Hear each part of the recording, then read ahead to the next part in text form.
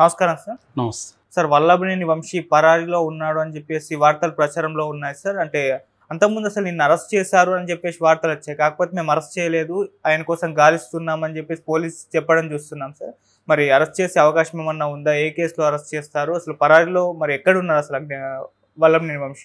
నిన్నంతా కూడా నిన్న ఆఫ్టర్నూన్ వల్లభనేని వంశీని అరెస్ట్ చేశారు.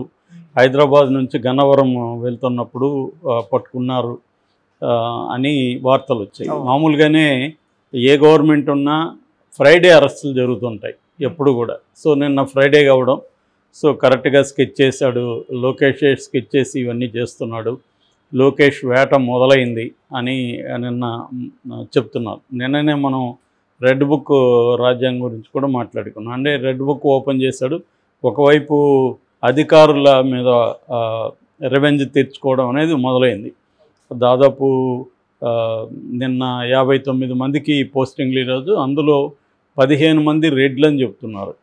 రెడ్లను కూడా టార్గెట్ చేస్తున్నారని ఆల్రెడీ వైసీపీ కౌంటర్గా మాట్లాడుతుంది. ఉండొచ్చు, నేను నిన్న కూడా చెప్పాను, కులాలు అనేవి చాలా ఇంపార్టెంట్. ఏ పార్టీ అధికారంలో ఉన్నా ఆ పార్టీ ముఖ్యమంత్రి కులానికి సంబంధించిన అధికారులు ప్రధానమైన పోస్టుల్లో ఉంటారు.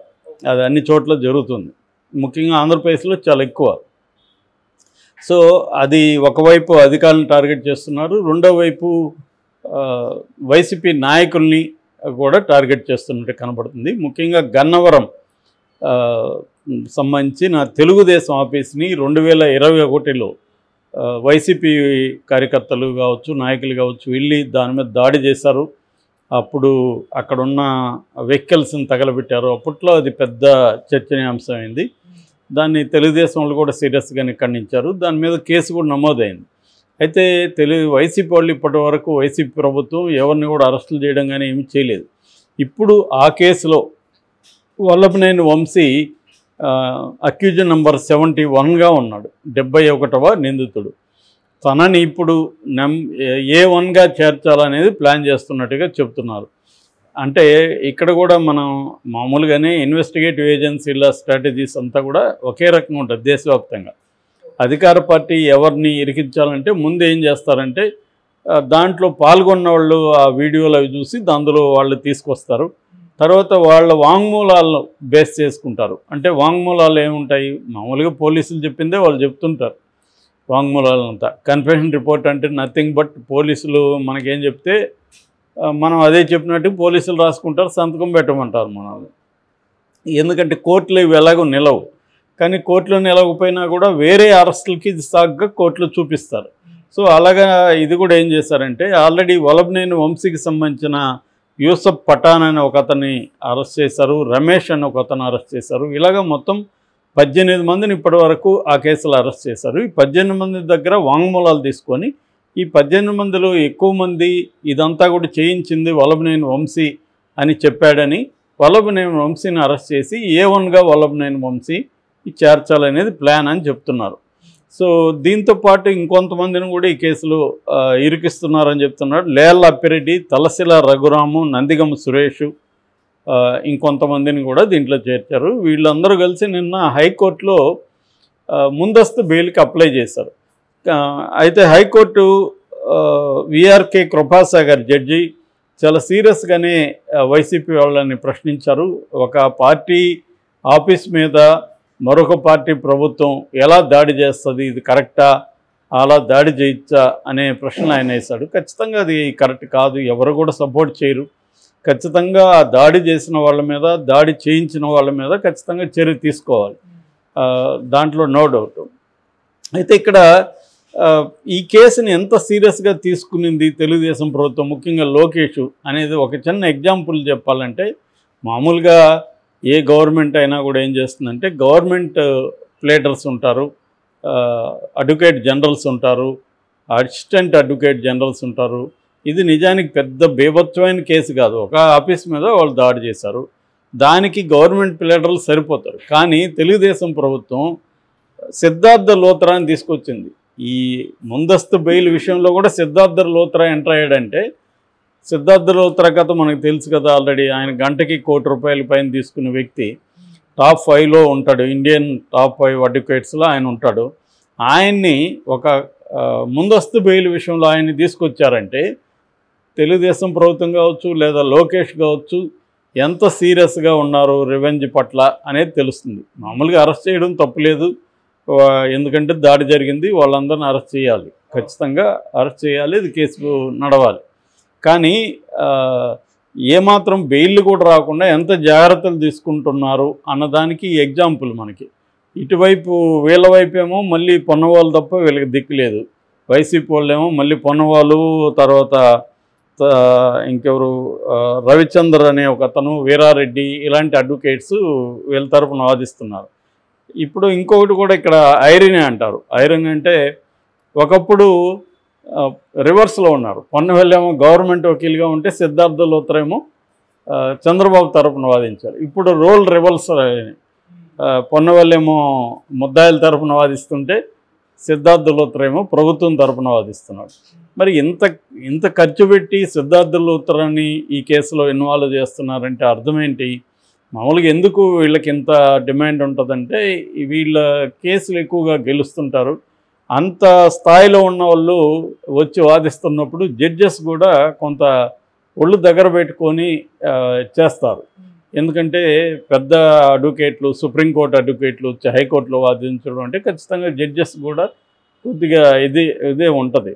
సో అందుకని చంద్రబాబు కానీ లేకపోతే లోకేష్ కానీ ఈ కేసుని సీరియస్గా తీసుకొని వీళ్ళందరినీ లోపలేసేయాలి, బెయిల్ రాకుండా చూసుకోవాలి. వాళ్ళకి తెలుసు ఈ గేమ్ అనేది చంద్రబాబుకి గోలీలాట్ లాంటిది, కోర్టులతో ఎలా డీల్ చేయాలనేది. ఆయన కొట్టిన పిన్ అంటారే అలాగా. అందువల్ల మామూలుగా ఫ్రైడే అరెస్ట్ అంటే ముందస్తు బెయిల్కి వెళ్తారు. ముందస్తు బెయిల్ రాకుండా చేయాలంటే సిద్ధార్థ లూత్రాని తీసుకోవాలి, ముందస్తు బెయిల్ రాకుండా వాళ్ళని అరెస్ట్ చేసేయాలి, అరెస్ట్ చేసినాక బెయిల్ రానియకుండా ఎలా చూసుకోవాలి. ఈ స్కెచ్ అంతా చంద్రబాబు ప్రిపేర్ చేసుకుని రంగంలోకి దిగినట్టుగా మనకు కనబడుతుంది. కాబట్టి జగన్ అరెస్టులు చేయడం వేరు. జగన్ గతంలో కూడా ఇదే పనులు చేశాడు. వైసీపీ ప్రభుత్వం ఉన్నప్పుడు ఇటు చంద్రబాబుకు సంబంధించిన వాళ్ళందరినీ అరెస్టులు చేయడము, ఫ్రైడే లేట్ నైట్ పోయి అరెస్ట్, ఇదే స్కీమ్ అందరూ ఎవరు చేసినా ఇదే స్కీమ్లో చేస్తుంటారు. ఎందుకంటే ఫ్రైడే చేస్తే సాటర్డే సండే కోర్టు హాలిడే కాబట్టి బెయిల్ రాదు, కనీసం 2 రోజులు ఉంచవచ్చు అనేది అందరికీ ఉండేది. కానీ చంద్రబాబుతో గేమ్ అలా ఉండదు. చంద్రబాబు అర్ధరాత్రి కూడా బెయిల్ తీసుకురాగలడు. అందుకని లేదు, వాళ్ళకి ఏదో ఒక హెల్త్ ఇష్యూ చెప్పేసి హాస్పిటల్లో, ప్రైవేట్ హాస్పిటల్, అది కూడా రమేష్ హాస్పిటల్లో చేర్పించేవాడు. చంద్రబాబుకు ఉండే మెకానిజం వేరు, జగన్కు ఉండేది వేరు. జగన్ గవర్నమెంట్లో ఉండే చేయలేకపోయాడు చంద్రబాబుని, ఇప్పుడు ఏం చేయగలడు ఇంకా. కాబట్టి ఈ గేమ్ అనేది అసమానాల మధ్య జరిగే గేము. అంటే చంద్రబాబుకున్న బలాలు వేరు. నేను చాలాసార్లు చెప్తుంటాను, చంద్రబాబుకి ఇటు కులము బలం ఉంది, మీడియా బలం ఉంది, వ్యవస్థలో మనుషులు ఉన్నారు, పార్టీ స్ట్రక్చరు చాలా స్ట్రాంగ్గా ఉంటుంది. ఈ 4 బలాలను ఉపయోగించుకొని చంద్రబాబు ప్రత్యర్థుల్ని ఆడుకుంటుంటాడు. సో అక్కడ ఫస్ట్ టైము కొంత వైఎస్ఆర్ చంద్రబాబుని ఢీకొనగలిగాడు, తర్వాత జగన్ కూడా ఒక మేరకు చేయగలిగాడు, కానీ ఫుల్గా చేయలేకపోయాడు జగన్ కూడా. ఎందుకంటే జగన్కి ఈ వ్యవస్థల సపోర్ట్ లేదు. ఎప్పుడు కూడా ఈ నేను చెప్పిన 4 రకాల పిల్లర్స్ అనేవి రాజకీయ నాయకులకి లేకపోతే ఏమవుతుందంటే వాళ్ళ క్రైసిస్ వచ్చినప్పుడు వాళ్ళని ఎవరు కాపాడలేరు. సో ఇప్పుడు జగన్ పరిస్థితి అదే. అందువల్ల ఖచ్చితంగా వీళ్ళు ఫేస్ ద మ్యూజిక్ అని ఒక సామెత ఉంటుంది ఇంగ్లీష్లో. మ్యూజిక్ని వీళ్ళు ఫేస్ చేయాల్సిందే. అందరూ జైలుకి వెళ్ళాలి, బెయిల్ అంత ఈజీగా రావు. చంద్రబాబుతో గేమ్ కాబట్టి బెయిల్ కూడా రావు. సో చంద్రబాబు అయితే బెయిల్ తెచ్చుకోగలడు, కానీ జగన్ ఆ స్థాయిలో బెయిల్ తెప్పించే పరిస్థితి లేదు. సో ఈ ప్రెజర్ అంతా తట్టుకోలేక వైసీపీలో నుంచి నాయకులు బయటకు వచ్చేయాలనేది వీళ్ళకున్న మేజర్ టార్గెట్. అంటే బేసిక్గా రెవెంజ్ స్టోరీలో టార్గెట్స్ ఎలా ఉంటాయంటే, ఒకటి గతంలో మనల్ని చేస్తారు కాబట్టి మనం చేయాలి అనేది బేసిక్ రెవెంజ్ ప్లాట్. సెకండు వాళ్ళని ప్రెజర్ చేయడం ద్వారా, కేసులు పెట్టి అరెస్ట్ చేయడం ద్వారా ఆ పార్టీని వీకెన్ చేసేసి వాళ్ళందరినీ బయటికి ఏ కాంగ్రెస్లోకి నెట్టేయగలిగితే లేదా బీజేపీలోకి పంపించేయగలిగితే వైసీపీ ఖాళీ అవుతుంది. ఇది స్ట్రాటజీ అనమాట. ఇది ప్రతి పార్టీ చేస్తుంది. కొంతమంది చంద్రబాబు లాంటి వాళ్ళు ఎఫెక్టివ్గా చేస్తారు, జగన్ లాంటి వాళ్ళు అంత ఎఫెక్టివ్గా చేయలేరు. కానీ బేసిక్గా మాత్రం తేడా ఏమీ లేదు, అందరూ ఇదే చేస్తారు. జగన్ కూడా గతంలో ఉన్నప్పుడు ప్రత్యర్థుల మీద కేసులు పెట్టడం, వాళ్ళ ఆస్తులు ధ్వంసం చేయడం, ఇవన్నీ జగన్ కూడా చేశాడు. జగన్ ఎందుకు చేశాడంటే ఇది సేమ్ కారణమే, అందరికీ ఎవరైనా ఇదే. 2014 నుంచి 19 వరకు తెలుగుదేశం వాళ్ళు మా మీద దాడులు చేశారు, మమ్మల్ని అరెస్ట్ చేశారని. 2019 నుంచి 24 వరకు వైసీపీ వాళ్ళు చేశారు. ఇప్పుడు మళ్ళీ వీళ్ళు చేస్తాం. ఇది ఒక విసియస్ సర్కిల్, విషవలయం లాంటిది. అంటే రివెంజ్, మేము వచ్చినప్పుడు మీ సంగతి చూస్తాం, మీరు వచ్చినప్పుడు మా సంగతి చూస్తారు. సో దీనివల్ల అంతిమంగా ప్రజలకైతే మాత్రం ఖచ్చితంగా నష్టమే. ఎందుకంటే శాంతి భద్రతల ఇష్యూ వస్తుంది. ఇటువంటి పెట్టుకుంటూ పోయినప్పుడు నాయకులు అల్టిమేట్గా వాళ్ళకి డబ్బులు ఉంటాయి, కొంత ఇబ్బందులు పడినా వాళ్ళు చేయగలరు. కానీ సామాన్య కార్యకర్తలకి ఇబ్బంది. తెలుగుదేశంలో అంటే సామాన్య కార్యకర్తలను కూడా చూసుకోవడానికి లీగల్ వ్యవస్థ బాగుంది, వైసీపీలో అది కూడా లేదు. సో ఆ రకంగా ఖచ్చితంగా ఇబ్బందులు ఎదుర్కోవాల్సి అయితే వస్తుంది.